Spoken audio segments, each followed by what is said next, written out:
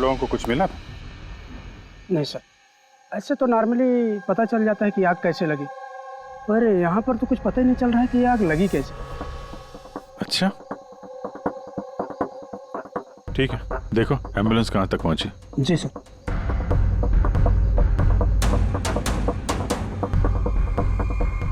बहुत बुरी तरह से झुलस गया।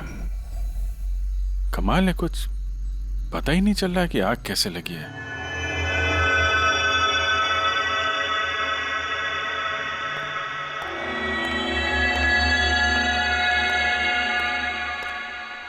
कैसे हुआ ये सब? सब कुछ तो बिल्कुल ठीक था, पता नहीं ये आग कहाँ से लग गई। इतने सारे लोगों की बद्दुआएं तो लगेंगी ना। क्या कहा तुमने? पता चला था सर कि दिलीप साहब किसी कोर्ट के केस में फंसे हुए थे।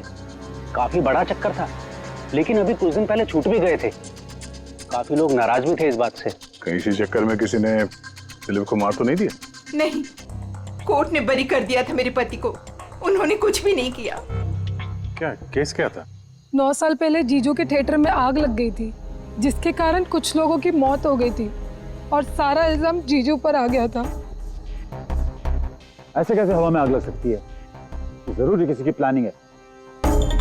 किसी पे शक है आप लोगों को? कौन कर सकता है? कोई भी कर सकता है, अनीता भी कर सकती है। कौन कौन अनीता? टोनी की वाइफ, और वो आज यहाँ आई भी थी।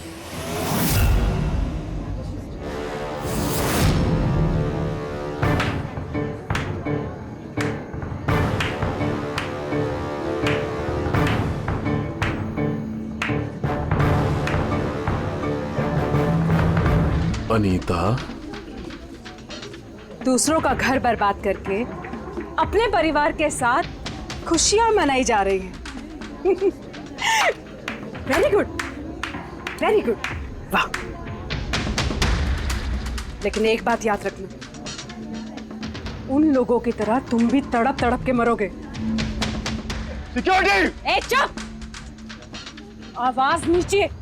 निकालो उसको बाहर, निकालो! आउट! लगता है तुम दोनों अपने अंजाम से वाकिफ नहीं। तुम्हारा बुरा समय अब शुरू हो गया है, याद रखना। तूने जो किया है ना मेरे टोनी के साथ, याद रखना, इसके बाद तू नहीं बचेगा। सुना तूने? ले जा इसको। तू नहीं बचेगा, नर्क में चलेगा तू। अरे देख क्या रहा है, ले जा इसे।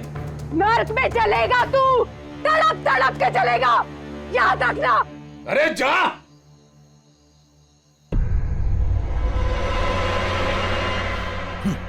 Let's enjoy Rohan.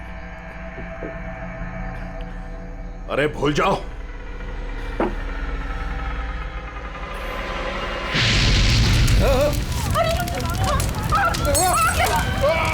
दिलीप और रोहन जिस केस में फंसे थे, उसी केस में कोर्ट ने टोनी को सजा दी थी।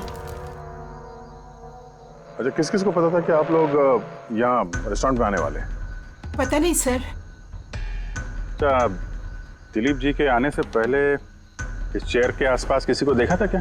किसी अनजान आदमी को? नहीं सर, किसी को नहीं देखा सर। ये टेबल किसने रिजर्व किया था? दिलीप जी का फोन आया था, कह रहे थे कि हमारे लिए टेबल रिजर्व रखो। हमेशा यहीं बैठते थे, इसी टेबल इसी चेयर पर, रेगुलर कस्टमर थे हमारे। किसी को पहले से पता था कि दिलीप यहाँ इसी टेबल पे बैठेगा? सर, कुर्सी के पास तो ऐसी कोई चीज नहीं है जिससे आग लग सकती हो। कमाल की मिस्ट्री है यार। CCTV camera,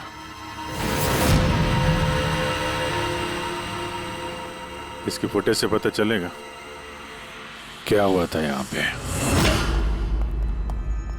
oh my God, ये सब कैसे हो गया? कौन कर सकता है ये सब? उसी ने जिसने दिलीप का खून किया, सबूत मिटाने के लिए। तो ऐसे कैसे कोई मॉनिटर रूम में घुसा है? सिक्योरिटी कहाँ है तुम्हारी? सर, इस रूम में सिक्योरिटी की जरूरत ही नहीं है, इससे पहले कभी ऐसा हुआ ही नहीं है। सर, सर मुझे नहीं लगता उसके पास टाइम होगा सीसीटीवी फुटेज डिलीट करने का। सर, उसने बस तोड़फोड़ कर दी है। अगर हम किसी एक्सपर्ट को बुलाते हैं सर, तो वो शायद हार्ड डिस्क से रिकवर कर पाए सर।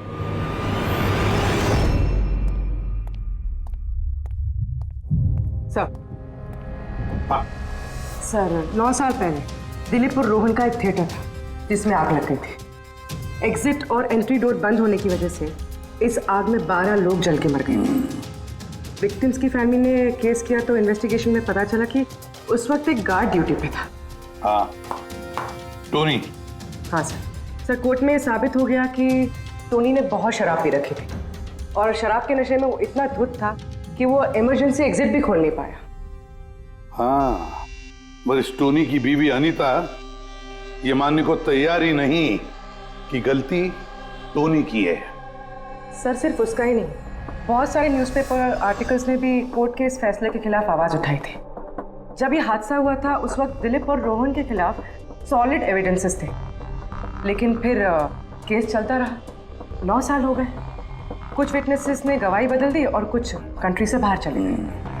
सर, दिलीप और रोहन ने जरूर पैसे और पावर का इस्तेमाल किया होगा और यह बात टोनी को पता चल गई होगी। उसी ने भेजा होगा अनीता को दिलीप को मारने के लिए। पर फ्रेडी, जब अनीता वहां थी ही नहीं तो आग लगाई कैसे? नहीं, सिक्योरिटी वालों ने तो उसे बाहर निकाला था रेस्टोरेंट में से। ऐसी कौन सी चीज है जो अचानक आग लग सकती है?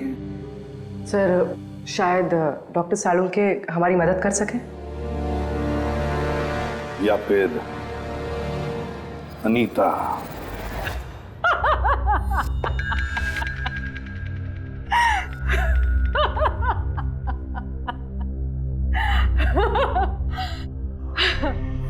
किस बात पे इतना हैरान है? मेरी हंसी पे या दिलीप की मौत पे? दिलीप की मौत पे तुम इतना खुश क्यों हो रही हो? अब मैं खुश नहीं होंगी तो और कौन होगा? कल रात रेस्टोरेंट से निकलने के बाद तुम कहाँ गई थी? जेल, अपने पति से मिलने। वार्डन के पास सारे रिकॉर्ड हैं, आप चाहें तो चेक कर सकते हैं। वो तो हम करेंगे, और ये भी कि आखिर तुमने वो आग लगाई कैसे? कोई काला जादू किया तुमने?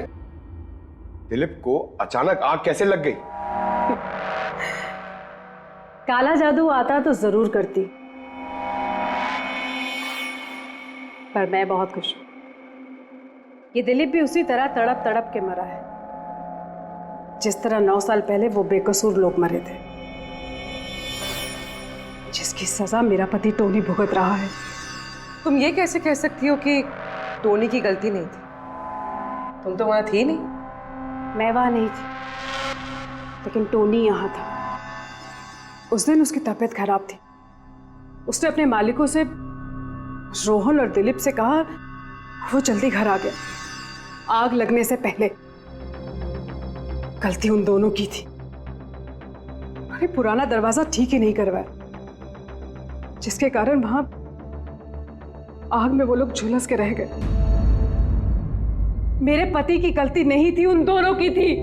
तो बहुत गुस्सा आया होगा ना तुम्हें? दोनों को मारने का भी मन किया होगा? 12 लोग मरे हैं वहां। मुझसे कहीं ज्यादा गुस्सा उन लोगों के परिवार वालों को आया होगा, पर वो बहुत खुश होंगे अब दिलीप की मौत की खबर सुन के। बहुत खुश होंगे। वो लोग और भी खुश हो जाएंगे जब रोहन चल के मरेगा।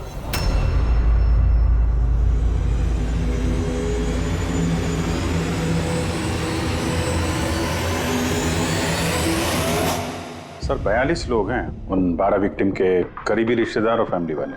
सस्पेक्ट ज्यादा और वक्त कम। सर सबसे पहले इन 42 लोगों में से उन लोगों के नाम हटा देते हैं जो कल दिलीप की मौत के वक्त शहर में नहीं थे। सर 9 साल हो गए इस बात को। शायद कितने लोग देश भी छोड़कर चले गए होंगे, और कुछ लोगों की मौत भी हो गई होगी। फिर भी पता तो लगाना ही पड़ेगा। देखो कितने लोग शहर में थे जब दिलीप की मौत हुई।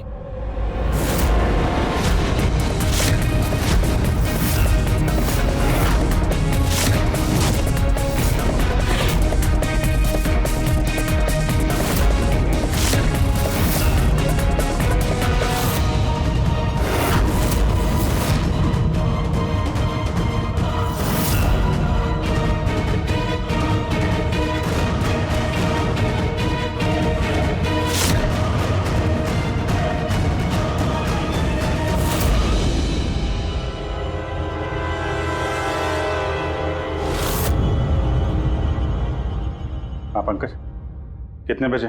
27 लोग हैं सर जो उस वक्त शहर में थे और उनके पास दिलीप को मारने की वजह थी। ठीक है, बुलाओ सबको ब्यूरो में, देखते हैं क्या कहानी सुनाते हैं ये लोग अपनी बेगुनाही की। जेम्स, तुम्हारे पिताजी 9 साल पहले थिएटर में लगी आग में जलकर मर गए, है ना? Yes sir. आपके हस्बैंड फिल्म अकेले देखने गए थे? उस दिन मैं बिजी थी, इसलिए वो अकेले ही चले गए। कल रात कहाँ पर थे तुम? सर मैं अपने फ्रेंड्स के साथ था। सर मैं पासपोर्ट ऑफिस गया था। उन दोनों को मैं ऐसे बच के नहीं जाने दूंगी। तो क्या किया तुमने? सोचा कि दिलीप से फेस टू फेस मिलूंगा और उससे पूछूंगा कि तुमने ऐसा क्यों किया। सर उसके बाद मैं अपने फ्रेंड के साथ घर पे गया। मैं अपनी वाइफ के साथ मॉल में था। सर आप मेरे फ्रेंड से पूछ सकते हैं। सर मैं उससे मिलता तो रेस्टोरेंट तक जिंदा नहीं पहुंच पाता। दिलीप को उसके किए की सजा मिल गई। मुझे मालूम चला रेस्टोरेंट से कि दिलीप के साथ क्या हुआ तो दिल को सुकून मिला सर। अब बचा रोहन, उसको भी उसके किए की सजा जरूर मिलेगी। अब इन 27 लोगों में से उन लोगों के नाम रहने दो जो घुमा फिरा के जवाब दे रहे थे और जिन्होंने अपने जवाब पहले से ही तैयार करके रखे थे।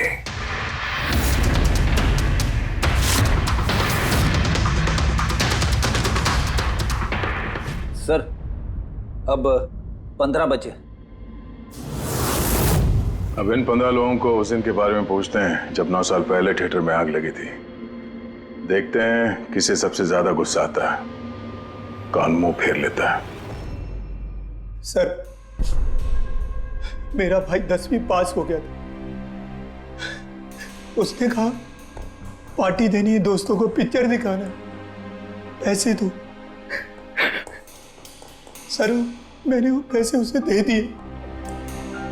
काश वो पैसे मुझे उसे देने नहीं चाहिए थे सर। जिसने भी ये किया बहुत अच्छा किया। आज मैं खुश हूं, आज मैं बहुत खुश हूं। कुमार साहब आप यूनिवर्सिटी में फिजिक्स के प्रोफेसर हैं, है ना? Yes sir, head of the department physics. लेकिन मेरे खुद के बेटे को पढ़ाई में कोई इंटरेस्ट नहीं था। बहुत डांटता था मैं उसे, लेकिन अनिकेत के ऊपर कभी कोई फर्क नहीं पड़ा। एक नंबर का बदमाश बन गया था वो। उस दिन भी वो कॉलेज से बंक करके दोस्तों के साथ फिल्म देखने चला गया और सर और वापस घर पे कभी नहीं आया। हिमेश, राइट, कॉन्ट्रैक्टर हो ना तुम? हाँ सर। हिमेश, 9 साल पहले तुम अपनी पत्नी के साथ फिल्म देखने गए थे उस थिएटर में। नई नई शादी हुई थी मेरी। सलोनी के साथ फिल्म देखने के लिए गया था। उसको भूख लगी थी, मैं समोसे लेने के लिए बाहर गया। मैं वापस आया तो देखा वहां के दरवाजे लॉक हो गए थे। वहां अंदर से लोगों के चिल्लाने की आवाज आ रही थी और धुआं निकल रहा था वहां से। मैंने सब दरवाजे खोलने की बहुत कोशिश की। मैंने बहुत कोशिश की। मैं पागलों की तरह दरवाजा को ठोकता रहा, पीटता रहा। सलोनी चिल्लाता रहा, अरे कोई दरवाजा खोल दो यार, सलोनी। लेकिन मैं कुछ नहीं कर सका सर, मैं कुछ नहीं कर सका। अपनी सलोनी को मैं बचा नहीं सका। वहां पे एक गार्ड भी था ना, टोनी, उससे भी दरवाजा नहीं खुला क्या? नहीं था सर। वहां कोई और गार्ड, किसी और को देखा था तुमने? कोई नहीं था सर, कोई नहीं था। मैं 9 साल पहले जो बात कोर्ट में कहा वही आज कह रहा हूं। जब सिनेमा हॉल में आग लगी थी उस वक्त टोनी वहां पर नहीं था सर।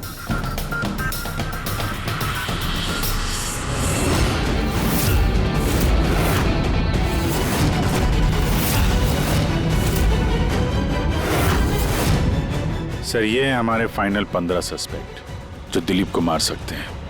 सो कॉप्स कह रहे थे कि फायरमैन को भी पता नहीं चला कि आग का एग्जैक्टली सोर्स क्या था। उन लोगों को तो जनरली ढूंढ कर पता चल जाता है। कि वहां पर ऐसी कौन सी चीज थी जो तुरंत आग पकड़ती है, लेकिन उन्हें पता नहीं चला। उन्हें पता नहीं चला। उन्हें इसलिए पता नहीं चला क्योंकि उस चीज की ना तो कोई खुशबू थी ना कोई रंग था। Exactly sir. जिस चेयर पे ये दिलीप बैठा था उसके नीचे की तरफ किसी ने ज्वलनशील गैस का स्प्रे किया हुआ था। मरते वक्त दिलीप के कांटेक्ट में दो चीजें थी, एक तो ये चेयर जिस पे वो बैठा था और एक वाइन का ग्लास जो उसने हाथ में पकड़ा हुआ था। हमने ये दोनों चीजें चेक की तो इस चेयर के ऊपर से हमें इनफ्लेमेबल गैस के कुछ ट्रेसेस मिले। बॉस, हमारे आसपास वातावरण में स्वतः ज्वलनशील पदार्थ होते हैं जो कभी कभी स्पॉन्टेनियसली जल जाते हैं, जैसे कि मार्श गैस एक नेचुरल बायोगैस है और ज्वलनशील गैस इसका मेन कंपोनेंट है। मतलब इनफ्लेमेबल गैस कभी भी हवा में ऐसे ही जल जाती है? नहीं फ्रेडी, अपने आप नहीं।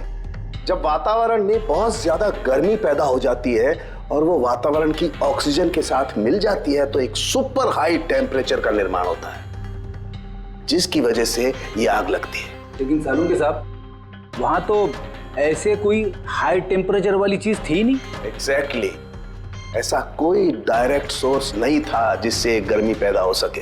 बस इसीलिए मुझे लगता है खूनी ने कोई एक्स्ट्रा डिवाइस का इस्तेमाल किया है ये अचानक इतना ज्यादा टेम्परेचर बढ़ाने के लिए। और ये कुर्सी तो तैयार बैठी थी, इसे तो सिर्फ एक स्पार्क की जरूरत थी। पर सर, ऐसे कोई हीट कैसे पैदा कर सकता है? हाँ, कर सकते हैं ना पूरे। जैसे उदाहरण के तौर पर मैग्नीफाइंग ग्लास पर सूरज की किरणों को खास तरीके से फोकस करके हम बचपन में कागज जलाया करते थे।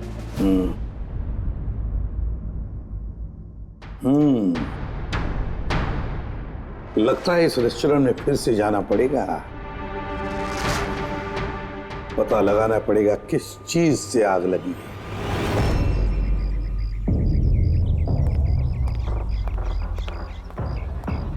पूरा एरिया छान मार लिया सर, लेकिन ऐसी वो चीज ही नहीं मिली जिससे आग लग सकती है।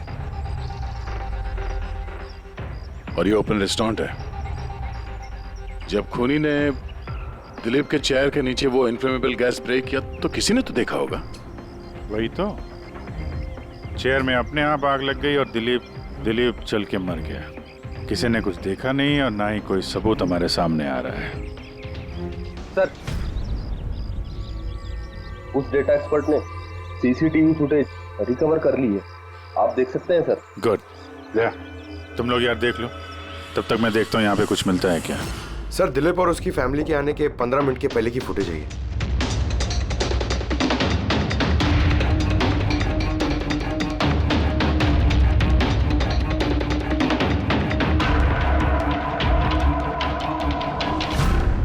ये कुर्सी चेंज कर रहा है। इसका कोई दूसरा एंगल है क्या इसी टाइम का? चेक करो। एक मिनट सर।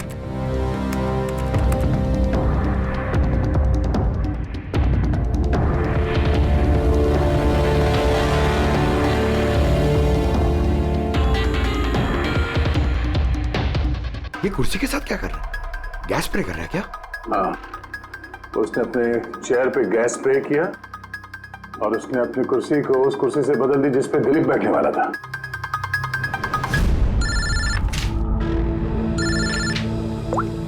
आ गया। अच्छा, great, good work, good work. क्या हुआ सर?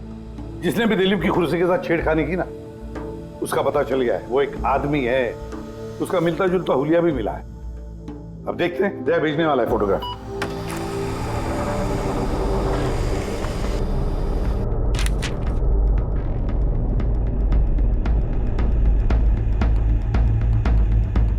खूनी इन बचे लोगों में से ही कोई एक है, इन्हीं में से एक। और अब इसका अगला शिकार रोहन है।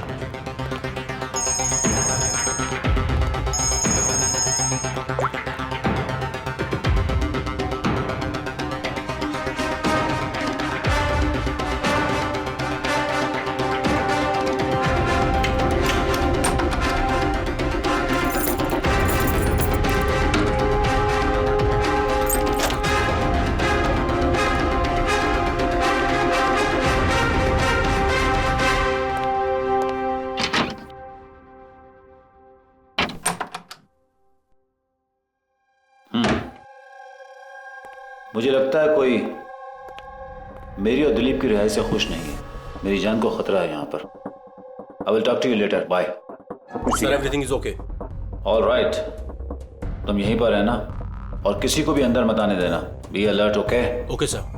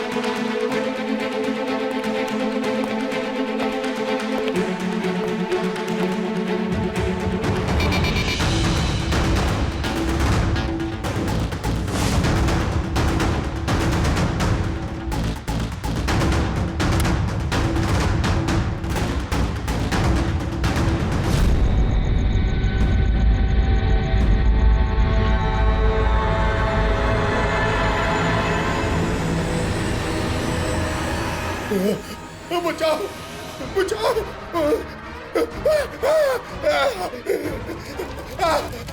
बचाओ, परे परे बचाओ बचाओ, कोई है?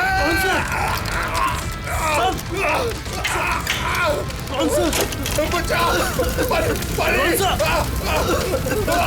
कौन सा?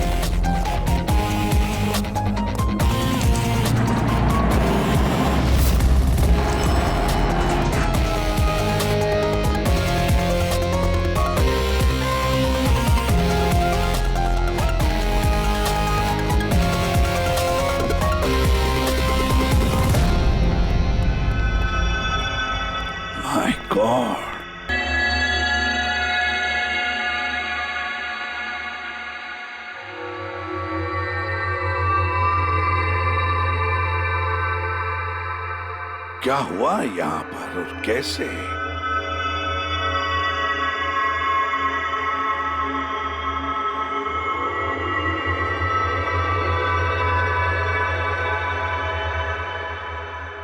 यहाँ पर भी और किसी किस्म की कोई स्मेल नहीं, सिवाय इस जली हुई लाश की बदबू के। यानी ये मर्डर भी इन्फ्लेमेबल गैस से हुआ है? शायद। ये सब हुआ कैसे? हाँ? सर मैं रोहन सर का बॉडीगार्ड हूं सर। अच्छा, तो फिर ये आप लोग कहाँ थे जब ये सब हुआ? सर रोहन सर ने मुझे बाहर निगरानी के लिए कहा था, तो थोड़ी देर के बाद सर उनके चिल्लाने की आवाज आई तो मैं उनके कमरे की तरफ भागा, लेकिन सर दरवाजे के चारों तरफ से धुआं देखा तो मैं दूसरी चाबी से दरवाजा खोल के अंदर गया तो देखा कि सर रोहन सर जले पड़े थे। आप लोगों को भी कुछ पता नहीं है? कमाल है, कमरे के अंदर कोई लीड नहीं मिला, शॉर्ट सर्किट नहीं हुआ है, ये पर्दा अंदर से बंद है, ये विंडोज परमानेंटली क्लोज्ड है, कोई बाहर से अंदर भी नहीं आ सकता। अब बाहर से अंदर कोई व्यू भी नहीं है, कोई देख नहीं सकता, तो फिर आदमी मरा कैसे? इससे लगी है आग बॉस।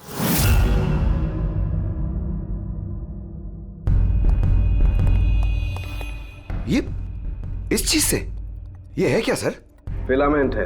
फिलामेंट? इलेक्ट्रिक बल्ब के अंदर का फिलामेंट। और जब इस फिलामेंट में इलेक्ट्रिक करंट पास होता है तो ये गर्म होकर के लाल हो जाता है। बॉस, खूनी ने भी इसी टेक्निक का इस्तेमाल किया है उस ज्वलनशील गैस को जलाने के लिए। पर वहां रेस्टोरेंट में जहां पर दिलीप की मौत हुई थी, वहां पर तो हमें ऐसा कोई फिलामेंट वगैरह नहीं मिला। और इतनी छोटी सी चीज है, वो खुली जगह है, उड़ गई होगी शायद कहीं। लेकिन यहाँ तो पूरा कमरा बंद है, इसीलिए पलंग के नीचे मिल गया मुझे। लेकिन सर, फिलामेंट से करंट पास होने के लिए वायर्स का कोई ना कोई कनेक्शन तो होना चाहिए ना बेड तक। होगा, यही कहीं होगा जरूर। तो पूरा बेड चेक कर लिया हमने, कमरा चेक कर लिया, ऐसा तो यहाँ पे कुछ भी नहीं मिला सर। दया,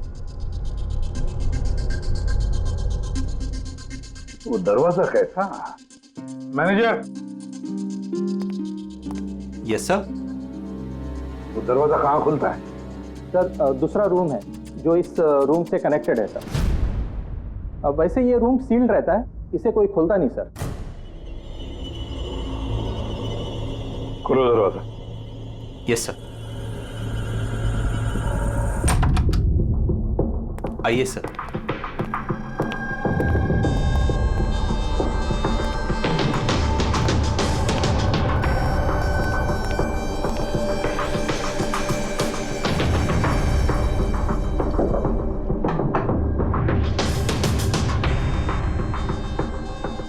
मैनेजर साहब, किसका कमरा है ये? कौन रहता है इस कमरे में? गेस्ट है कोई सर, डिटेल्स चेक करनी पड़ेगी। मंगाओ। Okay sir.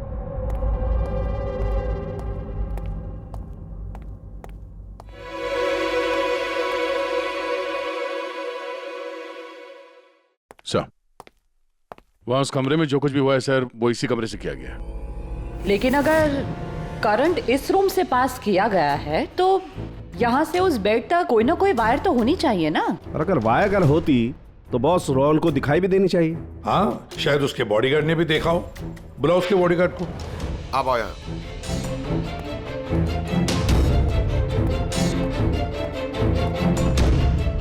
एक बात बताओ, जब तुम रोहन के कमरे में आए थे तब कोई वायर देखी यहाँ इस दरवाजे से उस कमरे में जाते हुए? कुछ भी नहीं सर, रोहन सर के रूम के अंदर जाने से पहले मैंने रूम को पूरी तरह से चेक किया था सर, लेकिन वायर जैसी कोई चीज उस रूम में नहीं दिखाई दी। ठीक है, जाओ तुम।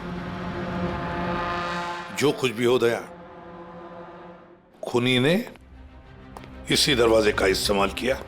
इस दरवाजे से वो रोहन के इस कमरे में आया, उसने बेड पर इन्फ्लेमेबल गैस स्प्रे किया और किसी भी तरह से फिलामेंट को करंट दे दिया। बस फिलामेंट गर्म हो गई और इन्फ्लेमेबल गैस ने आग पकड़ ली, रोहन की मौत हो गई। बस एक बात पक्की है, ये जो कोई भी है उससे इलेक्ट्रिक और केमिकल्स की बहुत अच्छी जानकारी है। प्रोफेसर कुमार, फिजिक्स का प्रोफेसर कुमार, उससे बढ़कर और कौन जान सकता है इस सारे मामले में? दया, अच्छा, इस प्रोफेसर कुमार से मिल लो। अच्छा दया, मैं भी चलता हूं तुम्हारे साथ।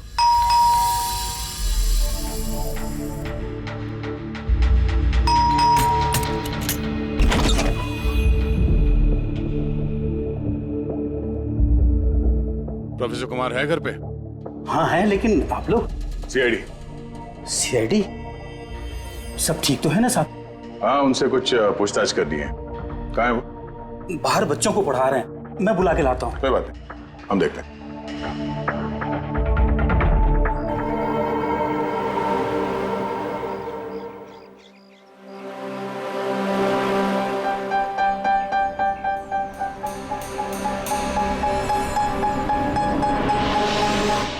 मिस्टर कुमार, हमें आपसे कुछ पूछताछ करनी है। पूछिए, क्या पूछना है? इसे पहचानते हैं आप? ये तो फिलामेंट है। गुड, सही पहचाना आपने। आपको पता ही है फिलामेंट हमें कहाँ से मिला? ये तो आप ही को पता होगा कहाँ से मिला आपको। रोहन के बेड के नीचे से। कल रात उसी बेड पे रोहन जल के मर गया। व्हाट? रोहन की भी डेथ हो गई? कल रात आप कहाँ पर थे?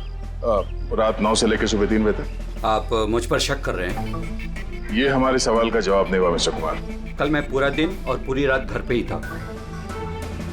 कोई गवाह? जी हाँ, मेरा नौकर रामू और विकास, प्लीज कम हियर।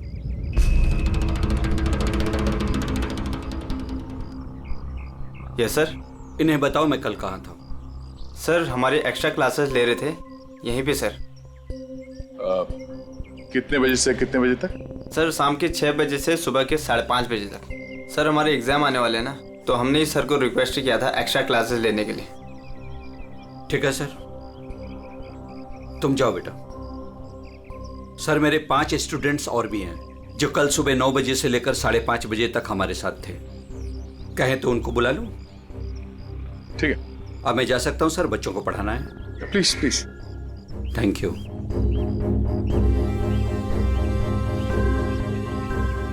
हाँ तो बच्चों में ये कह रहा था कि बिना सोल्डरिंग वायर के भी हम मदरबोर्ड फिक्स कर सकते हैं with the help of adhesive conductor.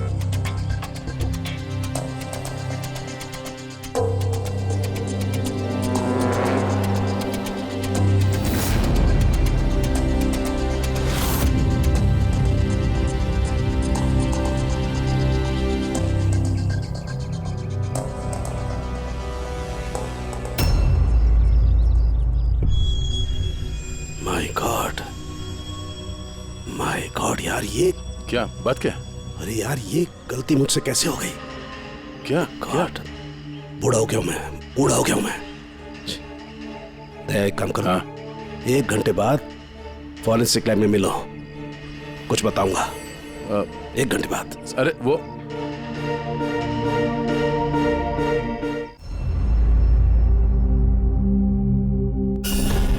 लो बस एक काम करो, इस स्विच से इन बल्ब्स को जलाओ। इस स्विच से? इस स्विच से? हाँ हाँ इस स्विच से। यार ना कोई कनेक्शन है कुछ है, कैसे जलेंगे ये? तुम सवाल मत किया करो, कभी कभी मेरी बात भी मान लिया करो यार। कभी कभी। ये ले। क्या सर, ये तो कुछ हुआ भी नहीं। होगा होगा। अरे क्या होगा? होगा ही नहीं। अरे होगा यार, बिलीव नहीं होगा। 1 मिनट। क्या इसकी तबीयत ठीक है ना? हाँ? तो पता नहीं क्या हुआ है, वो जब से वो प्रोफेसर कुमार से मिलके आया ना, बस बल्ब के साथ ही खेले जा रहे हैं। बात बताओ, वो फिंगरप्रिंट्स का क्या रिपोर्ट आया? वही जो फिंगरप्रिंट्स तुमने होटल वाले से लिए थे और रूम में उठाए थे। तो फिंगरप्रिंट्स तो बहुत सारे मिले, लेकिन सारे स्टाफ मेंबर्स के ही हैं, उसके अलावा और किसी के नहीं मिले। ये कैसे हो सकता है? तो भाई साहब जरा इधर भी ध्यान दीजिए। हाँ हाँ ध्यान है। हाँ।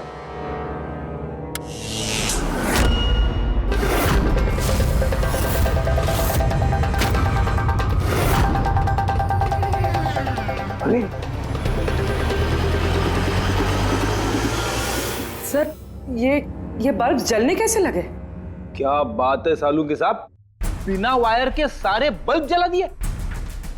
लेकिन सालुंके साहब ये सब आपने किया कैसे? ठीक वैसे ही हुआ ये फ्रेडी, जैसे कि खूनी ने किया था उस दिलीप की कुर्सी पे और रोहन के बेड पे। जादूगर सालुंखे, जरा साफ साफ बताइए आपने ये किया कैसे? करंट क्या हवा में से आया? हवा में से नहीं आया बॉस, करंट आया है इलेक्ट्रिक पेंट के जरिए। Electric paint? हाँ इलेक्ट्रिक पेंट। दरअसल बिजली के जो तार होते हैं वो मेटल के होते हैं और metal is a good conductor of electricity, इसीलिए करंट उनमें से पास होकर के जाता है। ठीक इसी तरीके से कुछ पेंट भी होते हैं जिन्हें हम इलेक्ट्रिक पेंट कहते हैं और ये भी गुड कंडक्टर ऑफ इलेक्ट्रिसिटी होते हैं। इनमें से भी इलेक्ट्रिसिटी पास हो सकती है और कमाल की बात यह है कि ये किसी भी कलर में मिल सकते हैं, जो आसानी से किसी भी बैकग्राउंड में मर्ज भी हो सकते हैं। ओह, इसीलिए हमें होटल रूम में और रेस्टोरेंट में कुछ दिखा नहीं सर। Exactly that. खूनी ने दरअसल होटल के कमरे का और रेस्टोरेंट के फ्लोर का दोनों का कलर इस कलर के साथ मैच किया, इसीलिए हमें दिखाई नहीं दिया। तो ये इलेक्ट्रिक करंट, आई मीन ये जो इलेक्ट्रिक पेंट है, ये आसानी से मिल जाता है? हाँ मिल सकते हैं। दरअसल इलेक्ट्रिक सोल्डरिंग और रिपेयरिंग के काम में आते हैं और इनकी सबसे बड़ी खासियत यह है कि ये आमतौर पर नंगी आंखों से दिखाई नहीं देते, सिर्फ इंफ्रारेड लाइट में ही ये दिखाई देते हैं। मैं दिखाता हूँ।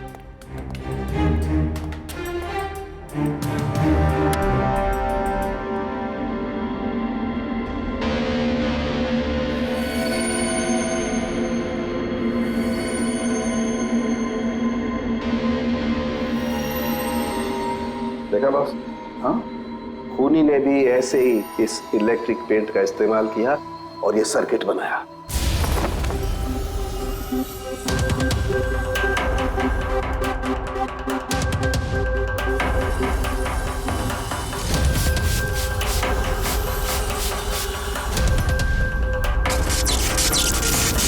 एक बात तो पक्की है, ये जो भी कोई है उसे इन सारी चीजों की पक्की जानकारी है। मगर सर, इनमें से खूनी कौन है? इस प्रोफेसर से तो मिल लिए सर, ये तो नहीं है। ये बंसी? बंसी तो एक क्लर्क है, और मुझे नहीं लगता कि एक क्लर्क को साइंस की इतनी जानकारी होगी। सर, इनमें से सबसे ज्यादा पढ़े लिखे तो ये प्रोफेसर ही लग रहे हैं। कोई ऐसा जो प्रोफेसर जितना इंटेलिजेंट तो नहीं है, लेकिन इसे इन सब चीजों की जानकारी है।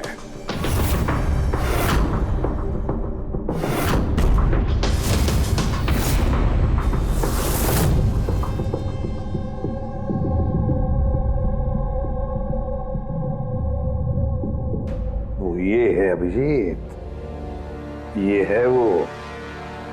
याद है क्या कहा था इसने, कि क्या काम करता?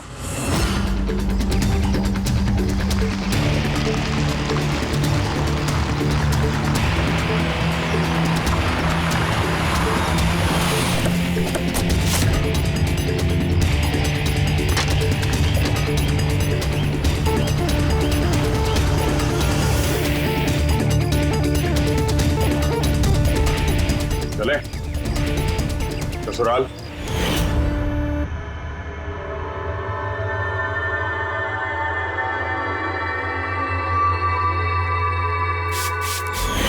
दिलीप और रोहन पर केस हुआ था, लेकिन मुझे मालूम था अपने पैसे और पावर के दम पर वो छूट जाएंगे। लेकिन उनके पास पैसा था तो मेरे पास दिमाग। कई महीनों तक उनका पीछा किया, वो कहां जाते हैं, क्या करते हैं, किससे मिलते हैं, सब कुछ। आखिर मैंने दोनों को मारने की तरकीब ढूंढ ही निकाली, इलेक्ट्रिक पेंट्स और सर्किट्स के जरिए। ये दोनों के बारे में मुझे अच्छी खासी जानकारी थी। बस दे दी दोनों को सजा, दोनों को मार दिया जिंदा जलाकर, जैसे उन्होंने मेरी सलोनी को मारा था। उमेश, तुम्हारी पत्नी के साथ जो कुछ भी हुआ उसका हम सबको अफसोस है, लेकिन दिलीप और रोहन को मारकर तुम्हें क्या मिला? क्या तुम्हारी पत्नी वापस आ गई? बदले की आग में तुमने 2 लोगों की जानें ली। कानून तुम्हें कभी माफ नहीं करेगा, तुम्हें कड़ी से कड़ी सजा होगी।